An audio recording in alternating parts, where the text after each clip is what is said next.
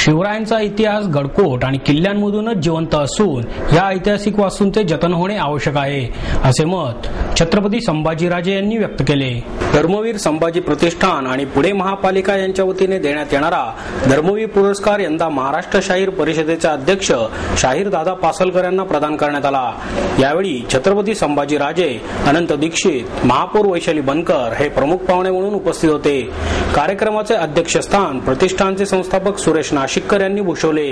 यावेळी संदीप कामटे, नामदेव मळवदे, दीपक नागपुरे, राजाभाऊ गिजरे, पांडुरंग दुर्वे, प्रणाली ठाणगे यांना युवा पुरस्काराने गौरवण्यात आले. संभाजीराजे म्हणाले, अरबी समुद्रात छत्रपती श्री शिवाजी महाराजांचे स्मारक उभारण्याचा राज्य सरकारचा निर्णय स्वागतार्ह आहे.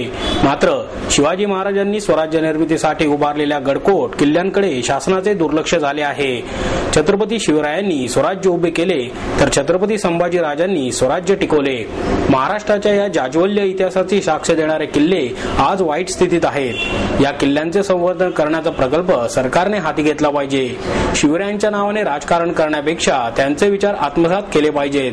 छत्रपतींचे नाव जगभर पोहोचवायचे असेल तर त्यांचा राज्याभिषेक सोहळा व्यापक पद्धतीने साजरा केला पाहिजे, असंही संभाजीराजे यांनी नमूद केले. पासलकर म्हणाले, मी कार्यकर्ता आहे आणि कार्यकर्ता म्हणून जगण्यातच खूप मोठा मान असतो, म्हणून मी कार्यकर्ताच राहीन, असेही त्यांनी नमूद केले.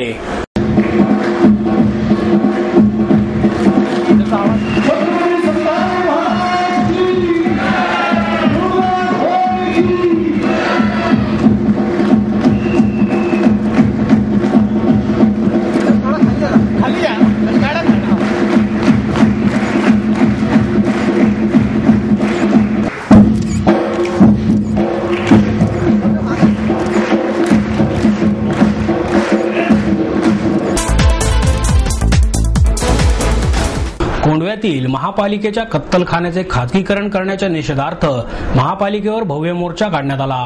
कोंढव्यातील महापालिकेच्या कत्तलखान्याचे खाजगीकरण करण्याचा डाव प्रशासनाने रचला आहे.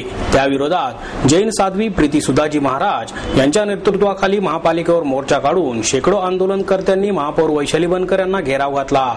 बाबर बडा की अकबर बडा, गो माता का गोबर बडा, जय भवानी जय शिवाजी, कत्तलखान्याचे खाजगीकरण रद्द करा अशा घोषणा देऊन महापालिकेचा परिसर आंदोलकांनी दणाणून सोडला.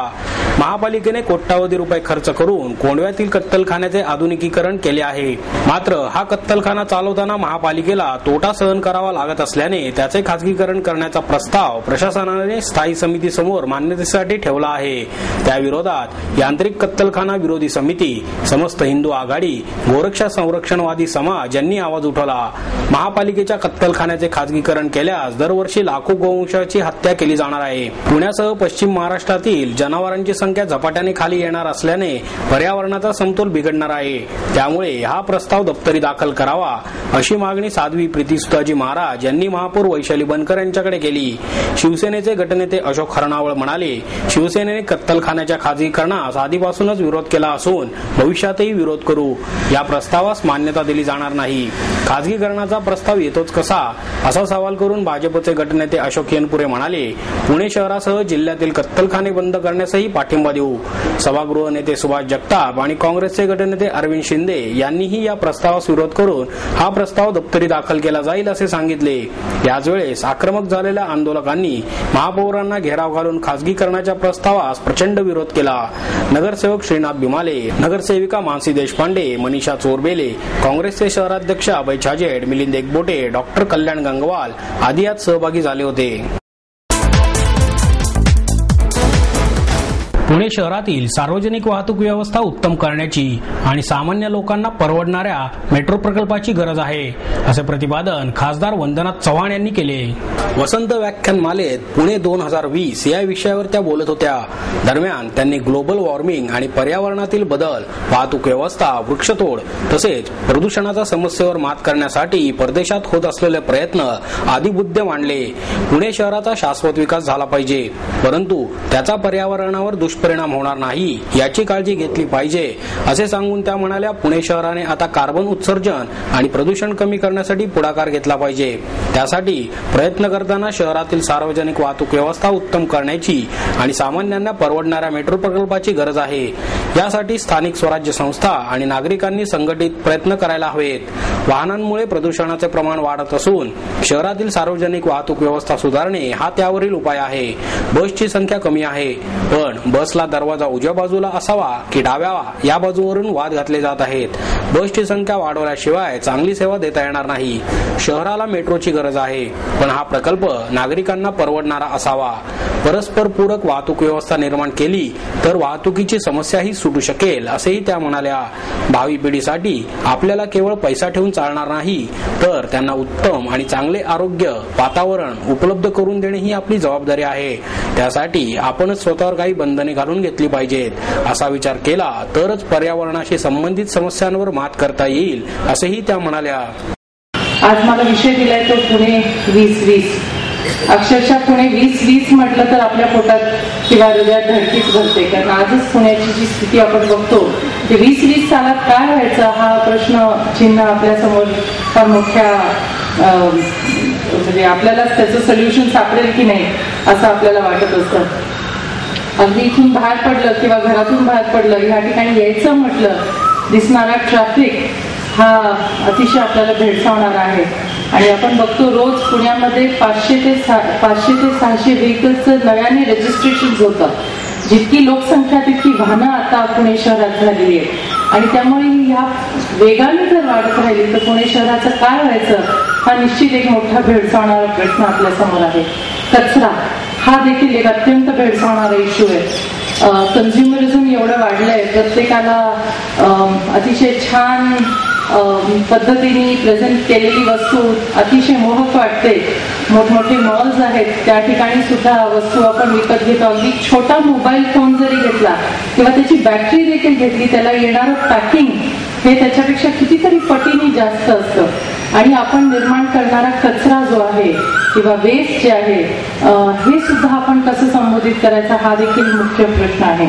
आपण बघतो की उन्हाळ्यामध्ये कचरा डेपोला ज्यावेळेला कचरा जातो मिथेन गॅसची निर्मिती त्याच्यामधनं होते. आगी लागतात त्या कचरा डेपोला, त्या परिसरात राहणाऱ्या लोकांचे हाल होतात.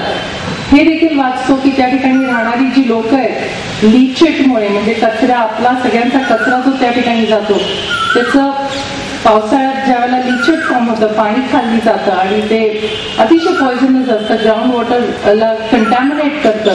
तिथल्या विहिरी आहेत त्या देखील कंटॅमिनेट झाल्यामुळे लोकांना तर सोडा जनावरांना सुद्धा ते पाणी पिण्यासारखं नाहीये ही परिस्थिती आहे. आणि तरी आपण अजून कचरा निर्माण करतोय आणि त्याची विल्हेवाट कशी करायची हा मोठा प्रश्न भेडसावणारा आपल्याला आहे. दुसरं म्हणजे पाणी. तिसरं रादर पाण्याचा प्रश्न. आता आपण बघतोय पुण्यात निदान पिण्यासाठी पाणी मिळतं. इतर शहरातून 2 दिवसातनं एकदा 1 तास किंवा काही मिनिटं अशी पाणी मिळतं. आणि ही परिस्थिती आपल्या शहरात देखील होऊ शकते. किंबहुना पुण्याच्या जवळपास आपण आलेलो होतो आणि luckily we have been saved out of that. तर हा प्रश्न देखील फार भेडसावणार आहे. सुएज आपलं हार्डली 40% सुएज स्ट्रीट होतं आणि आपली नदी म्हणण्यासारखी नदीच राहिली नाहीये. तर कनाल झालेला आहे आणि असा सुएज कनाल त्याचं पाणी खालच्या उजनी धरणाला जातं आणि तिथल्या गावकऱ्यांना ते पाणी अर्थात थोडंसं प्युरिफाय केलेलं पण कंटॅमिनेटेड पाणी हे प्यावं लागतं आणि आरोग्याला फार मोठी हानी त्यांना सुद्धा पोचते. हा एक मेजर इश्यू आहे. आपले जे नॅचरल फीचर्स आहेत, नद्या आहेत, हिल्स आहेत, लेक्स आहेत ते सुद्धा पूर्वीसारखे राहिले नाहीये. कंटॅमिनेट तरी झालंय पाणी किंवा डोंगरावर फोडून डोंगरावर घरं होत आहेत, बांधकामं होत आहेत, वेगवेगळ्या पद्धतीचे फोटो आपल्याला पेपरमध्ये बघायला मिळतात. हे नॅचरल फीचर्स छान राहिले पाहिजेत, क्लीन राहिले पाहिजेत. हे आपल्या शहराची फुफ्फुस आहेत, ह्या पद्धतीने ते आपण टिकून ठेवले पाहिजेत. ती देखील आज टिकताना दिसत नाही. ग्रीन कव्हर ज्याचा उल्लेख डॉक्टर बेडेकरांनी केला की ग्रीन कव्हर एखादं शहर असेल तर साधारण आराखडा ठरलेला असतो की 1/3 हे बांधकामांसाठी जातील, 1/3 हे रस्ते आणि दळणवळणसाठी जातील आणि 1/3 हे ओपन स्पेसेस राहतील. आज आपल्या शहरामध्ये 45% पेक्षा जास्त बांधकामांनी जागा व्यापलेली आहे आणि त्यामुळे त्या पद्धतीने सुद्धा नियोजन करणं हे अत्यंत गरजेचं आहे. ग्रीन कव्हर देखील दिवसेंदिवस कमी होत आहे, कारण अर्बनायझेशन एवढ्या मोठ्या वेगाने होत आहे की हे ग्रीन कव्हर सुद्धा कमी व्हायला लागलेले आहे.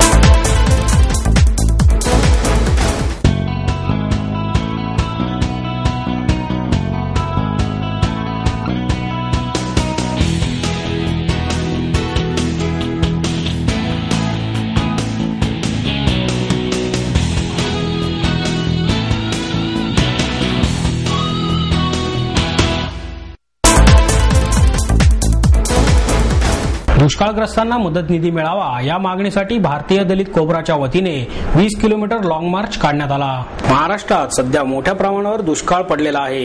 या दुष्काळाचे 10,000 पेक्षा जास्त गावांवर सावट आहे. पाण्या वाचून गावांकडील जनता आणि त्यांची जनावरे मरत आहेत.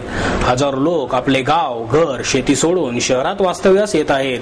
त्यांना राहण्यासाठी निवारा आणि रोजगाराची सोय नाही, त्यामुळे हजारो लोक उद्ध्वस्त होत आहेत. या परिस्थितीत मुख्यमंत्री पृथ्वीराज चव्हाण, उपमुख्यमंत्री अजित पवार आणि आमदारांनी महाराष्ट्रास दुष्काळग्रस्तांसाठी तातडीचा आपत्कालीन निधी द्यावा अशी विनंती केली.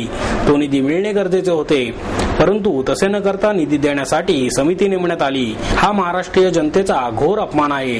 तरी लाखो लोकांचे जीवनमान उद्ध्वस्त होण्याची वाट न पाहता मुख्यमंत्री आणि उपमुख्यमंत्री तसेच राज्यातील सर्व राजकीय पक्षांच्या नेतृत्वाखाली शिष्टमंडळाच्या मागणीप्रमाणे महाराष्ट्र राज्यास तातडीची मदत करावी या मागणीसाठी भारतीय दलित कोब्रा या सामाजिक आणि संविधानिक न्याय हक्काचा लढा देणाऱ्या राज्यस्तरीय संघटनेच्या वतीने हजारो कोब्रा कार्यकर्त्यांनी काढलेल्या 20 किलोमीटरच्या लॉंग मार्चच्या वतीने जिल्हाधिकाऱ्यांना निवेदन देण्यात आले. मागण्या मान्य न झाल्यास 30 मे पासून 2 लाखाहून अधिक जनता बेमुदत धरणे आंदोलनास बसणार असल्याचा इशारा भारतीय दलित कोब्राचे कोब्रा प्रमुख भाई विवेक चव्हाण यांनी दिला. महाराष्ट्रामध्ये सध्या दुष्काळाची भीषण अवस्था आहे. महाराष्ट्र सरकारच्या याच्याप्रमाणे 10,000 गावं दुष्काळग्रस्त आहेत. तिथं प्यायला पाणी नाही, चारायला जनावरांना अन्न नाही. लोक जगण्या आणि मरण्याची लढाई लढत असताना शहरामध्ये येतात, मोकळ्या मैदानामध्ये राहतात, पुलाखाली राहतात, रेल्वे स्टेशनला राहतात आणि शहरामधलं महानगरपालिकेचं गव्हर्नमेंट हे दुष्काळग्रस्त भागातून आलेल्या लोकांवर लाठीचार करतं. परवा बुलडोझरखाली एक बाई गेली आणि यांच्या झोपड्या तोडून यांना पुन्हा उन्हाळ्यामध्ये दुष्काळाच्या याच्यामध्ये टाकण्याचा महानगरपालिकेचा हा प्रयत्न आहे.